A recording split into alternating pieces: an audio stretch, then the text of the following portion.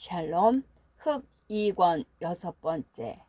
방들은 덜어는 비었으나 덜어는 불이 환했고 그 속으로서 장고 가야금 노래소리가 흘러나오고 어떤 방에서는 아주 흥에 겨운 손님의 소리인 듯한 가락이 잘 꺾이지도 않은 소리도 들리고 또 어떤 방에서는 싸우는 소리도 들리나 아마 농담인 듯하였다. 방이 여러 100개나 되는 것 같이 숭에게는 보였다. 숭이 안내된 방은 제일 조용한 방인 듯하였다. 옷 벗어 거는 방까지도 방바닥에 양말을 통하여 뜨뜻함을 느낀다. 이 간폭 3간 길이나 되는 방은 100촉강을 댈 듯한 두 전등으로 비추어져 있고 아랫목과 발치에는 길이 넘는 12폭 병풍을 셋이나 연폭해서 두르고 방바닥에는 자주 바탕에 나무로 솔깃한 모본단 보류를 깔고 박쥐 수놓은 사방침 안석을 버려놓고 옷 벗어놓는 방으로 향한 구석에는 팔손이 나무와 소철분이 놓여있다. 그리고 방 한가운데는 하얀 상포를 덮은 장방형의 교자상이 놓여있다. 외투 벗으세요 하고 현관에서부터 따라 들어온 기생들은 강 변호사와 임 변호사의 인버레스라고 하는 외투를 벗긴다. 숭은 제 손으로 외투를 벗어 걸었다. 보이는 차를 가져왔다. 차 맛이 흉했다. 숭은 이렇게 화려하게 차린 집에 어떻게 이렇게 차 맛이 흉할까 하였다. 그리고 자세히 살펴보면 병풍의 그림이나 사벽에 걸린 그림이나 다 변변치 못한 것이었다. 그러나 그것은 이 집의 허물이 아닐는지 모른다. 우리 조선의 정도가 이만밖에 못한 것이는지 모른다 하고 숭은 또 한 선생의 말을 생각하였다. 이슬 한 방울에 온 우주의 모든 법칙이 풍겨 있는 것 같이 마루청 널 한쪽에도 조선 문화 전체가 풍겨 있다 하는 것이었다. 마루청 널 한쪽만 있어도 당시 조선의 공업, 미술의 정도를 알 수 있을 뿐더러 만일 거기 묻은 때를 분석한다 하면 그 이상 더 자세한 상황을 알 수 있다는 것이다. 어디서 일본 노래가 들려온다. 요새에는 일본 사람들도 조선 요리집에를 많이 오고 조선 사람들도 일본 요리집에를 덜어 간다고 한다. 일본 사람이 이 방에를 와 본다면 이 방에 걸린 그림, 이 방에 놓인 가구로 조선의 문화를 판단하는 것이라고 숭은 생각하였다.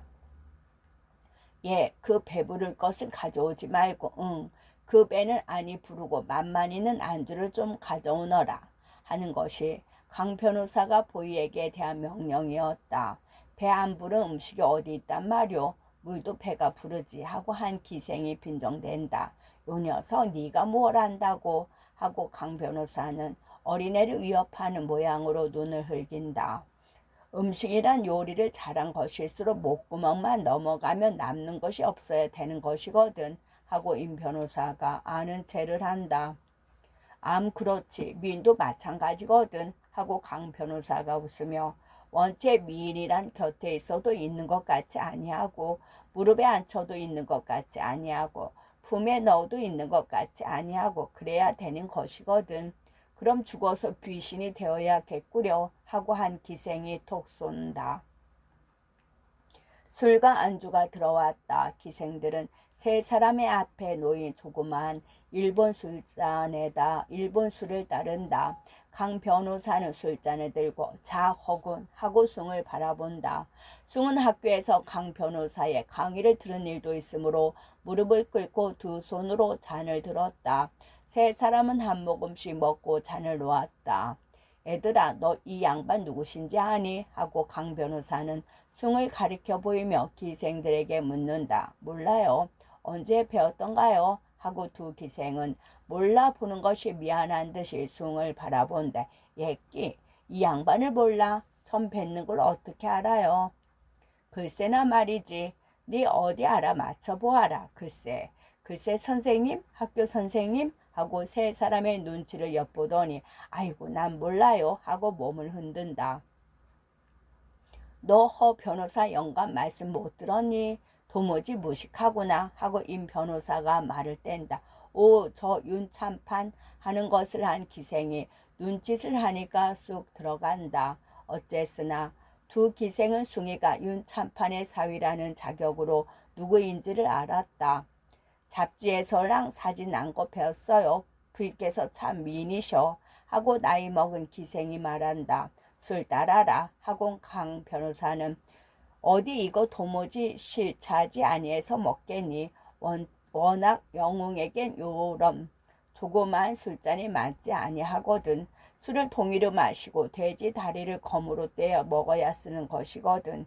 요게 다 뭐애냐? 좀스럽게 하고 잔을 내어 던진다. 곱부 가져오래요? 하고 한 기생이 묻는 것을 강은 그래 곱부하고 위스키 가져오래라. 한 잔 사내답게 먹고 때 못난 영웅의 만객수를 잊자. 안 그런가? 남들은 굿제 연맹이니 군축 축소니 무애니 하고 떠들지만은 우리네야 술이나 먹지 뭐 할 일이 있나. 남아가 한번 제길 아깝구나. 너희들 알지 뭘 한다고 웃어. 아니 꼭 것들. 위스키가 왔다. 흰말을 그린 위스키 한 병에 대 달린 유리잔이 3개. 뿅뿅뿅뿅 하는 소리를 내고 기생의 손에 들린 까무스름한 병에서는 노르스름한 술이 나와서 수정과 같은 잔에 찬다. 됐다. 자 허군 하고 강 변호사는 또 아까 모양으로 술잔에 들어서 권한다. 그렇게 못 먹었습니다. 하곤 숭은 사양하였다. 무얼 그래? 자 자시오. 나말한 안 먹을 땐 안 먹고 먹을 때는 또 먹는 것이거든. 그렇게 교술해서는 못 쓰는 게야. 어서 드시오. 사내가 술 한 잔은 해야지. 하고 임 변호사도 곁에서 말한다. 잡수세요. 하고 어린 기생이 정답게 술을 들어 권한다. 부인께서 무서우셔서 못 잡수셔요. 하고 또 한 기생이 놀린다. 몇 잔 먹은 일본 술만 해도 벌써 낯이 화끈거리는 판이다. 더 먹어서 될 수 있나 하고 한편으로 꺼리면서도 또 한편으로는 이미 먹은 술과 가슴에 복받치는 화덩어리가 에라 좀 먹고 취하여라 하고 술을 부르기도 하였다. 그래서 숭은 강 변호사가 권하는 대로 위스키를 들이켰다. 강 변호사는 기생이 두 다 허 변호사의 눈에 들지 아니하고 허 변호사에게 술을 권할 능력이 없다고 하여 다른 썩 얌전한 놈을 하나 부르라고 호령호령하였다. 숭의 뱃속에 들어간 위스키는 신비한 힘을 내었다. 차차 마음이 유쾌해지고 말하기가 힘이 들지 아니하였다. 마치 시간의 흐름이 정지되고 공간의 제한이 느슨해지는 것 같았다. 강 변호사, 임 변호사에게 술을 권하기도 하고 기생에게까지 술을 권하였다.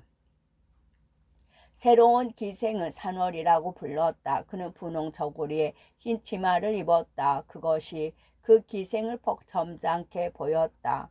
산월은 문지방을 넘어서며 한 손으로 땅을 짚고 쭈그려 인사하고 약간 고개를 숙이는 듯하였다. 그의 눈은 빛났다.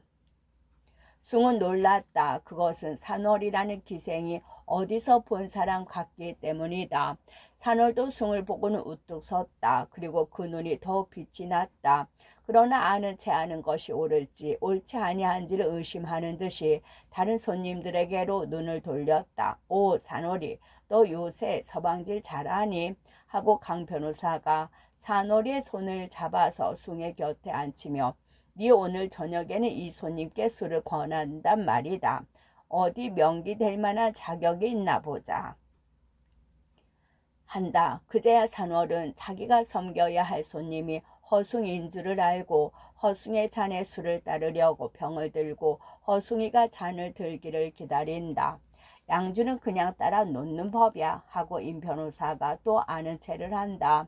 숭은 잔을 들었다. 산월은 따랐다. 숭은 술을 받아서도 도로 놓았다. 산월이란 누군가 여러 번 보던 여자다. 숨과 산월이 서로 의아해하는 양을 보고 강 변호사는 제자 가인이 벌써 의기가 서로 합하였군. 자, 허군 건배 축하하오. 산월아, 너 이 허 변호사 영감 잘 섬겨라.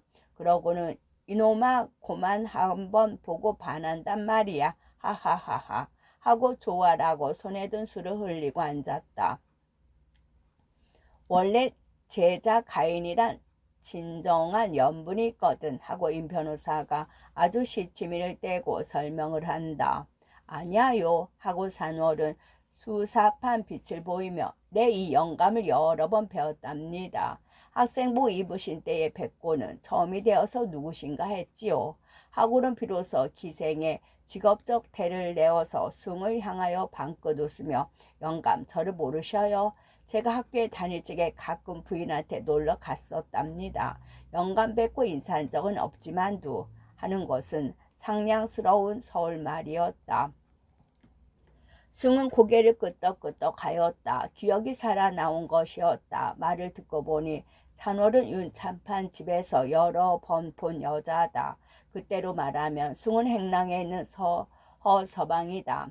상정 때 작은 아씨 찾아오는 아가씨를 감히 거들떠 보지도 못할 때였다.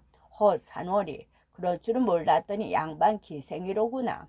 학교에 댕겨서 학식이 갸륵한 줄은 알았다마는 게다가 문벌까지 금지 오겹인 줄은 몰랐단 말이야. 하고 강 변호사는 연애 잔에 술을 흘리면서 유쾌하게 짓거렸다.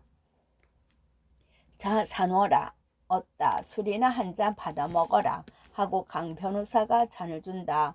황송합니다. 하고 산월은 술잔을 받는다. 강 변호사는 손수 산월의 잔에 술을 쳤다. 산월은 그 술을 쭉 들이켰다. 어머, 언니 웬일이오? 하고 어린 기생이 산월이 술 먹는 것을 보고 놀란다. 산월은 위스키 한 잔을 다 마시고 나서 잔을 강 변호사에게 돌리며 나도 좀 취해야겠다 하고 갑자기 취한 모양을 보였다. 산월이가 기생 나온 지 불과 반년이지만은 당대 명길세 하고 강 변호사는 임 변호사를 보고 하는 말인지 허 변호사를 보고 하는 말인지 또는 기생들을 보고 하는 말인지 모르리만큼 한마디는 이 사람에게 주고 다음 마디는 다음 사람에게 주어가며 산월이 선전을 한다. 산월이 얘는 본대서 장로라고 하는 유명한 장로님의 딸이거든. 보통학교 고이 마치고 학교에도 이태나 다니다가 깨달은 바 있어서 기생이 되었단 말이야. 너희들과는 다르단 말이다. 이제 와서는 마침 말끝이 기생들에게로 간 것이었다. 강 변호사는 다음에는 숭을 향하고 일본말 잘하고 영어 잘하고 글씨 잘 쓰고 피아노 잘 치고 노래 잘하고 얘들아 산월이가 또 무얼 잘하지? 옳지 인물 잘났고 말 잘하고 마음 매섭고 또 산월이 흐문부 얘들아 옳지 안 차고 새 차고 고는 묘하게 생겼지. 밤은 더욱 깊어가고 술은 더욱 취하여 간다. 산월이가 화제의 중심이 되어버리는 것을 본 다른 두 기생은 뒤로 물러 앉았다.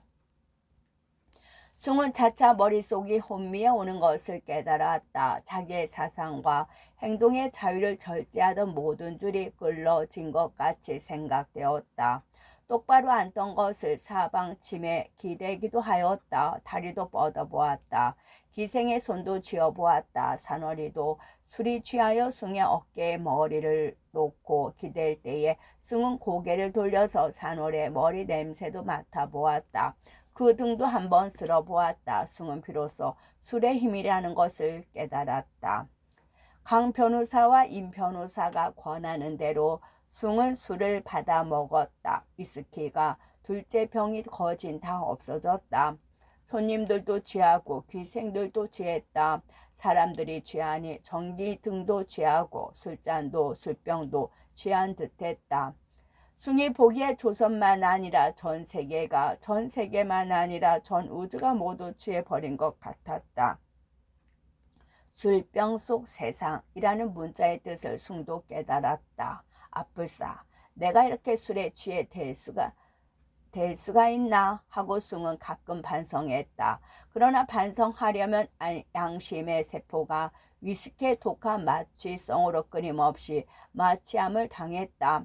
숭의 어릿한 머릿속에는 이런 생각 저런 생각이 두서없이 내왕했다. 아내 생각, 처갓집 생각, 농촌사업 생각, 한성생 생각, 산오리 생각 등등 취중에 나는 생각은 현실성이 없이 모두 꿈 같고 아무리 중대한 일이라도 웃음빛을 띄었다. 다 희극적이다. 정선이와 갑진이 어디서 어떠한 희롱을 하는지 모르지만 그것이 다 우스웠다. 너버마인 하고 승은 밑도 끝도 없는 말 한마디를 던졌다. 너버마인, 네버마인 하고 산월이가 이상한 듯이 숭을 바라본다. 산월의 눈은 모든 것을 다 내어 던지고 애원하는 듯한 눈이었다. 그의 속에도 거푸 들어가는 위스키 몇 잔이 큰 변화를 일으켜서 처음 가지고 있던 점잖음은 어느덧 쓰러지고 이성에게 아양 떠는 여자가 되어버리고 말았다. 오, 예스, 너버마인, 네버마인 하고 숭은 한 번 더 눈앞에 아내와 갑진과의 음탕한 희롱의 장면을 그리고 산월도 마치 강 변호사는 임 변호사를 붙들고 무슨 고담 준론을 하고 있고 임 변호사는 어린 기생을 무릎 위에 끌어올리려고 강 변호사의 말도 들은 채 만채다. I'm happy 하고 산월이가 행복은 순간적이야 하고 우는 모양으로 숭의 허벅다리에 낯을 비빈다. 하고 숭은 물끄러미 산월이의 목덜미를 들여다보았다. 그렇게 생각하면 자기가 정선에 대한 것이 너무 점잖은 것이 아니었던가. 모든 여자는 오 잘들 하는구나 하고 딴방에 개평되어 갔던 나 많은 기생이 들어와서 산월의 볼기장을 쥐어봤는데 아이 언니도 하고 산월은 벌떡 일어나서 눈을 흘겼다. 이제는 산월도 처음에 가졌던 자존심을 다 집어치우고 다른 기생들과 똑같이 언니 동생하고 지냈다. 숭은 무슨 생각이 나는지 벌떡 일어나 밖으로 나갔다. 영감 어디 가세요? 하고 산월도 따라 나갔다. 흥 홀딱 반했구나 하고 나이 많은 기생은 반쯤 남은 위스키 잔을 화나는 듯이 들이켰다. 누가 반해? 하고 어린 기생도 기회를 얻어서 안 변호사의 팔을 뿌리치고 나와서 나이 많은 기생 곁에 앉는다.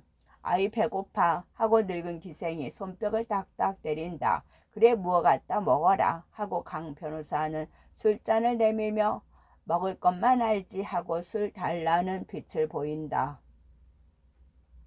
아이 그만 잡수 하고 늙은 기생은 술병을 감추려다가 부득이하다는 듯이 술을 따른다. 강 변호사는 술 먹기를 잊어버리고 술이 좋기는 좋거든. 세상에 남아가 먹을 것이라고는 술밖에 또 있던가. 안 그러냐? 하고 입을 우물거린다. 술 엎질러져요. 하고 늙은 기생은 흔들거리는 강의 팔을 붙들어 진정시키다가 그래도 강의 팔이 말을 아니 들음에 그는 술잔을 빼앗아서 강의 입에 갖다 대준다. 강은 떠들다 말고 술을 들이킨다. 좋다 하고 강은 눈을 꿈쩍하고 무릎을 턱 친다. 술이 참 좋기는 하오 하는 늙은 기생이 그 골이 답답한 샌님이 단박에 노란하고 또 대단히 도구하던 산월이도 아주 허 변호사 영감께 홀딱 반했는데 벌써 뒷간에 가는 데를 다 따라가는구먼 하고 셈이나 내는 듯한 표정을 보인다. 제자 가인이라니 제자 이놈들 하하 얘들아 요새 기생년들은 돈밖에 모르지. 옳지 돈밖에 몰라. 돈만 준다면 이놈 내가 그랬지. 이놈 죽일 놈 같으니 아니야요. 내가 그랬나 뭐 그랬지. 그래. 오 도정년이여 우리가 왜 도정년이여 변호사는 어떤데 애비 걸어 송사는 자식이라도 돈만 주면 변호 안 하시오 하고 어린 기생이 칼끝 같은 소리를 지른다. 오라 하며 늙은 기생도 박장을 하고 웃는다. 에이 하고 임 변호사가 정말 성을 낸다. 임 변호사는 마음에 걸리는 것이 있는 것이다. 아서 이 사람 걔들 말이 옳지 아니한가? 우리네 변호사들도 쟤들과 별로 다를 거 없지. 돈을 목적 삼고서 아무로한 송사라도 맡으니까. 그런데 말이다. 옛날 기생은 말이야. 옛날에는 기생 중에는 의기도 있고 문장도 있고 잘난 사람도 있었더란 말이다. 진주 농계에만 의기가 아니라 옛날 송두의 황진이라는 기생도 용했거든. 인물 잘났고 글 잘하고 황진사의 딸이야. 왜 기생이 됐는고 하니 잘난 남아를 한번 만나보자고 되었단 말이다. 자칭의 말하기를 말이야. 송도에 3절이 있다고 박연폭보 서화담 황진이라고 뽐냈었거든. 기생이라도 이만한 보부와 자존심이 있으면 그야 대접받지. 그야말로 길 아래 초동에 점나시야 걸어볼 수가 있나. 어디 너희들도 좀 그래 보렴. 하하하하. 하고 술도 없는 술잔에 술이 있는 줄 알고 들이마신다. 숨이 뛰어나간 것은 불현듯 정선을 생각한 까닭이었다. 술에 취하고 곁에 다른 여자가 아른거리더라도 정선이란 생각은 무시로 쿡쿡 가슴을 쑤셨다. 도무지 이게 무슨 꼴이람 하고 속으로 생각하고는 그럼 어때 하는 식으로 잊어버리려 하였다. 어디 가세요? 하고 복도에서 산월이가 숭을 따라잡았다. 숭은 팔에 메어 달리는 산월의 가련한 눈길을 돌아보았다. 난 집으로 가 하고 숭은 산월의 손을 찾아 작별의 앗소를 하였다. 안 먹던 술을 많이 먹은 숭은 아직 정신을 잃어버릴 지경은 아니었지만 가끔 아뜩아뜩함을 깨달았다. 그리고 가슴은 뛰고 머리는 아프고 눈은 감겨졌다. 게다가 마치 배 멀미가 난 것처럼 속이 느글느글해서 금시에 쏟아져 나올 것만 같았다. 좀 더 놀다 가세요. 네, 발에다 드릴게요. 하고 산월은 숭에게 매달려 가면서 붙들었다. 숭은 여자의 술 취한 얼굴을 처음 보았다. 빨갛게 된 뺨과 눈자위, 커다랗게 확대된 눈동자, 흘러내린 매무시, 이런 것을 숭은 처음 보는 것이었다. 더구나 그러한 젊은 여자가 팔에 와서 매달리는 양은 꿈에도 상상하지 못했던 것이다. 그런데 그러한 정경은 숭의 마음을 괴롭게 하는 것이다. 숭은 아무리 정신을 차리려 하여도 다리가 이리 놓이고 저리 놓이는 것을 어찌할 수 없었다. 숭은 한 팔에 외투를 걸고 한 팔에 산호를 걸고 모자를 삐뚤음하게 쓰고 복두로 비틀거리는 양은 불황자와 다름이 없었다. 숭은 자신의 꼴이 어떠한 것에 대하여 마음으로 반성할 정신은 있지만은 몸으로 평형을 보전할 기운은 없었다. 이렇게 비틀거리고 어디를 가시오 하고 산월은 현관이 가까워질수록 걱정을 했다. 더 먹으면 더 비틀거리지 하고 숭은 혀가 맘대로 아니 돌아가는 것에 성화가 났다. 거의 현관에 다 나올 때에 뒤에서 쿵쿵거리는 소리가 나더니 방에 있던 기생 둘이 나와서 들어오세요. 어딜 몰래 두 분이 달아나셔요 하고 하나는 숭의 외투를 빼앗고 또 하나는 숭의 모자를 빼앗아 가지고 들어가 버린다. 자, 이제 들어가세요. 강 변호사님이랑 임 변호사랑 섭섭해 하시지 않아요? 하고 산월도 발을 버티고 숭을 잡아 끈다. 그래라, 내 어디 집이 있더냐? 하고 숭은 발을 돌려서 산월보다 앞서서 방으로 들어왔다. 아내가 남편이 자기를 기다리고 있지 아니함을 생각하면 산월이가 붙들어주는 것이 도리어 정답고 고맙기도 했다. 그야 산월은 날마다 딴 사내를 하루에도 몇 사내를 이 모양으로 정답게 붙들기는 하겠지만은 그러면 어떠냐? 누구는 안 그렇던가? 이렇게 생각하고 숭은 활발하게 비틀거리며 방에 들어가 선생님, 두 분 선생님 제가 취했습니다. 취했는데 이렇게 취한 게 한 책임이 어디 있느냐 하며 두 번 선생님께 있단 말씀입니다. 하고 드림을 한다. 허군 이봐 허군 하고 강 변호사가 허군 술 취하게 한 책임은 다른 누구 나 말고 다른 누구에게 있는 듯한데 하고 웃는다. 다른 누구란 말에 숭의 귀에는 네 아내라는 뜻이 들려서 불쾌했다. 그것을 감추느라고. 네, 이 산월 때문입니다. 산월이 안 그렇소? 네네 그렇습니다. 하고 산월이가 숭의 잔에 술을 진다. 숭은 잔이 돌아오는 대로 술을 받아 먹었다. 하늘의 별들이 모두 궤도를 잃어버려서 어지러이 돌고 인생이 모두 악마와 같은 빛과 소리를 가지고 함부로 날뛰었다. 도덕, 이상, 분투, 의무, 인격의 위신 이런 것들은 모두 알코올에 녹아버리는 소금붙이었다. 얼마나 떠들었는지 모른다. 어떻게 떠들었는지도 모른다. 아마 새벽 3시가 되어서 숭은 비틀거리며 그 방에서 나왔다. 산호는 여전히 숭의 곁을 떠나지 아니했다. 숭은 뒷간에를 가는 심인지 여관을 가는 심인지 비틀거리고 걸어 나오다가 문 밖에 슬리퍼가 많이 놓인 방 앞에 우뚝 서며 웬 사람들이 밤에 새도록 술을 맞고 야단들이야. 이러고 나라가 아니 망할 수가 있나 하고 산호리가 애를 써서 붙잡아 끄는 것도 뿌리치고 쌍창을 드르륵 열었다.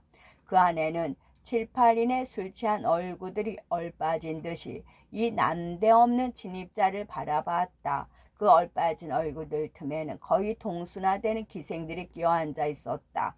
누구신지 모르겠소만은 아무것도 없는 조선 사람으로 태어나서 이것들이 다 무슨 짓이란 말이오. 다들 일찍 자고 일찍 일어나서 좋은 사업을 하는 것이 아니라 술을 먹어 밤을 새다니 그게 무슨 짓이란 말이오. 하고 숭은 잘 돌아가지 않는 혀로 일장 연설을 했다. 이 어른 취하셨습니다. 하고 산호리가 허숭을 위해서 여러 사람에게 사죄를 하였다. 이놈아 하고 자중에 어떤 사람 하나가 그런 소리를 하겠거든 쟤나 정신이 말짱해가지고 해야지. 글쎄 백제 전부터 눈깔까지 무주가 나오는 놈이 무예라고 짓거려 하고 일어나 대들려고 한다.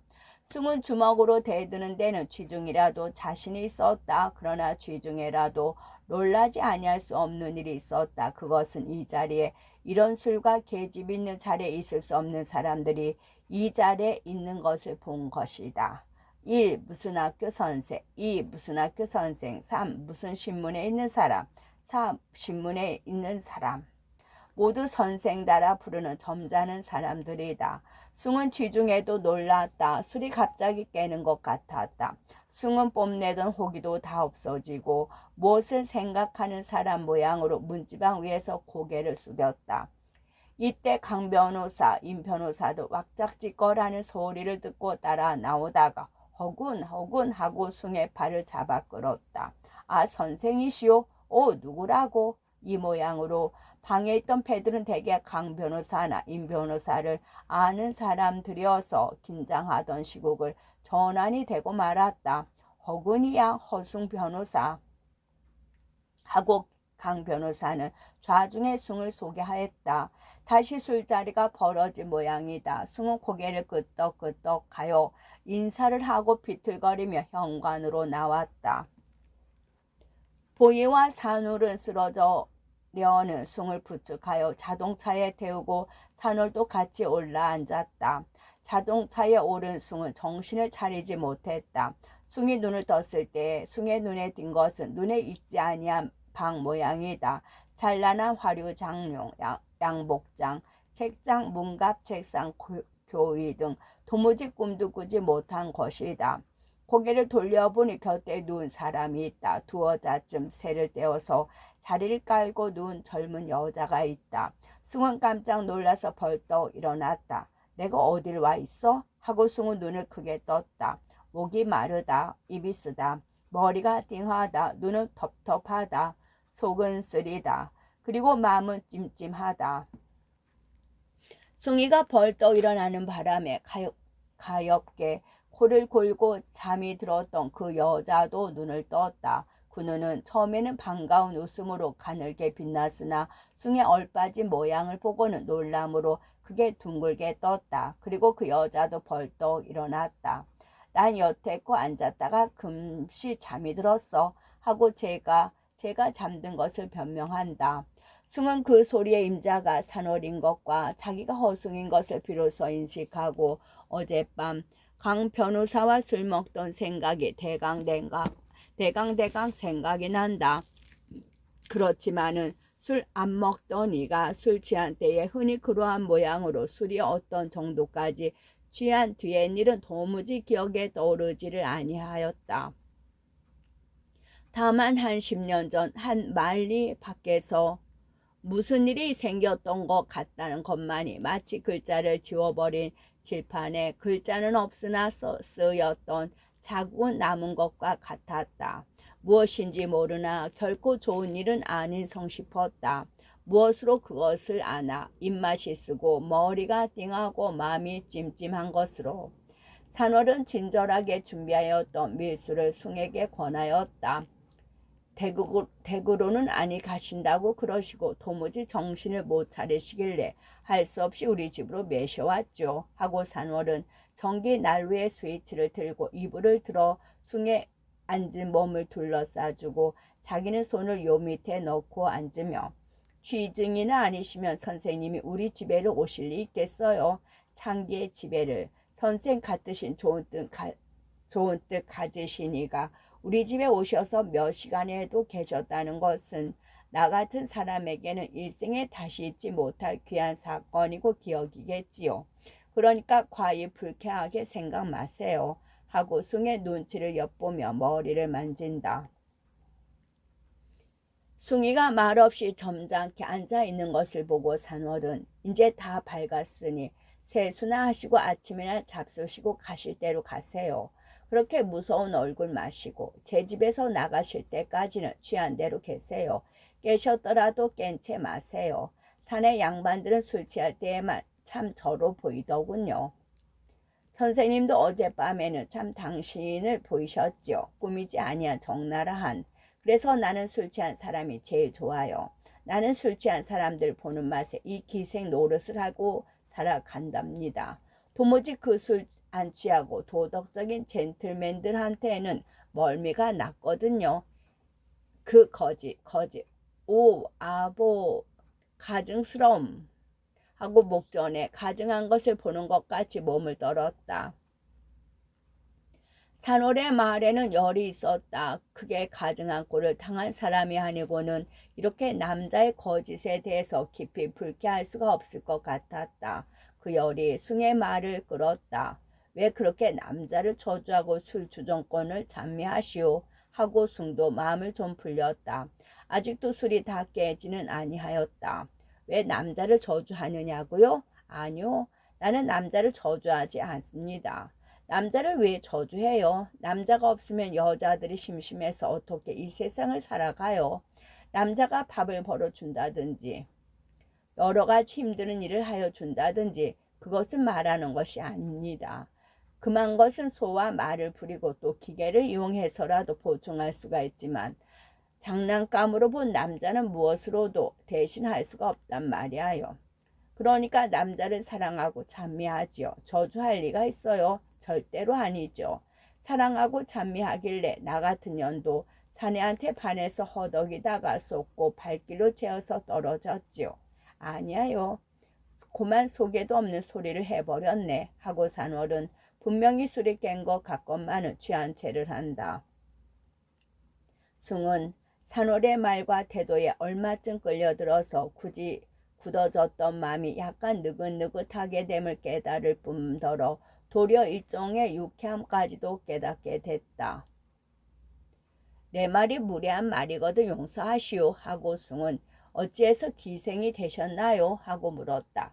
그런 쑥스러운 문제는 집어치우고 하고 산월은 좀 더 취한 태를 보이며 점잖다는 사내들한테 멀미가 났으니까요. 예배당이나 학교에서 만나는 신사들한테 멀미가 났으니까 불황자 주정뱅이를 따라서 기생으로 나왔죠. 불황자에게는 사랑과 용기와 의기가 있고 주정뱅이는 거짓이 없어요. 가작이 없고요. 참과 사랑과 용기와 의기 이것은 조선서는 불량자와 주정꾼에게서밖에는 얻어볼 수 없는 것 같더군요. 저 여러 가지 채를 쓴 신사들을 잡아다 놓고 장도 취하게만 해보오. 비로소 참 사람이 될 것이니 그야 그 작자들이 그 가식을 떼어버리면 그 회칠한 무덤 껍질을 벗겨버리면 구려서 못 견디겠죠. 어디 껍질을 벗겨서 향내 날 사람이 몇 던가요? 아, 선생님 안 그렇소? 왜 나오시다가 그 선생님이 죽들 노는 방문을 활짝 열어 제치셨지? 생각나세요? 그 사람들이 뭐뭐 중에는 제일 그래도 사람다운 사람들이요. 그래도 술을 먹어도 요리집에 와서 먹거든. 안 그래요, 선생님? 아이, 그렇게 점잠 빼지 말고 술 깨지 말아요. 내가 무얼 했어요? 그렇게 가장 마시고 속에 있는 대로만 하셔요. 내 말이 듣기 싫으면 싫다고. 내가 귀여우면 귀여운 모양을 하셔요. 어젯밤 취했을 때 모양으로. 하고 산월은 어리광 몸부림을 한다. 그러나 그 몸부림은 비통한 눈물에 젖은 것 같았다. 난 가식하고 있는 것이 아니오. 본성이 이렇지. 난 지금 산호씨 하는 말을 정신 차려 듣고 있는데요. 하고 숭이 한마디 하였다. 그러신 줄 알아요. 선생님은 정선이 집 아니 참 서가댁에 계실 때부터 우리들 중에 문제가 되었더랍니다. 재주 있고 정직한 시골 고라리로. 하하, 정말이야요. 정선이도 아이 용서하세요. 나 같은 년이 부인의 이름을 불러서 그러니 무엇라고 불러요? 아따, 우리 취한 것으로 작정했으니까 상관없지요. 정선이도 부인께서도 선생님을 우리 고라리라 했답니다. 정말이에요. 그때에는 나는 분개했지요. 나도 선생님을 보기나 아이고 무엇라고 할까 존경이라고나 할까 했거든요. 지금도 그렇지만 그래도 나는 소원 성취했어. 내가 좋아하는 양반을 이렇게 잠시라도 집에 모셔다 놓았으니까 호호호호하. 그러기로 주정꾼 만나기 위해서 기생된다는 데가 어디 있어요? 하고 승은 말하지 아니할 수 없는 의무를 느끼면서 그것은 첫째로 저를 학대하는 거예요. 둘째로는 커뮤니티, 단체에 대한 빚과 구실을 잊어버린 것이란 말이지요.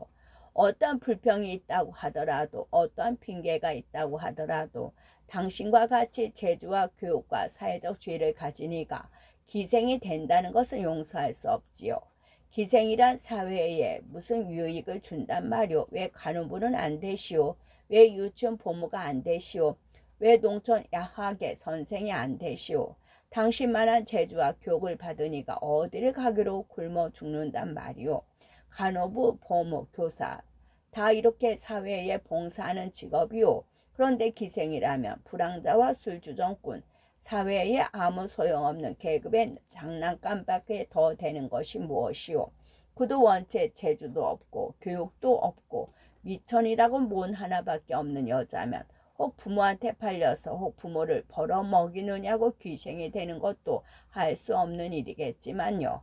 하지만은 당신 같은 이는 무슨 이유가 있단 말이오. 하고 열심으로 공박을 하였다. 산월은 가만히 듣고 앉았더니 그렇지요. 끝.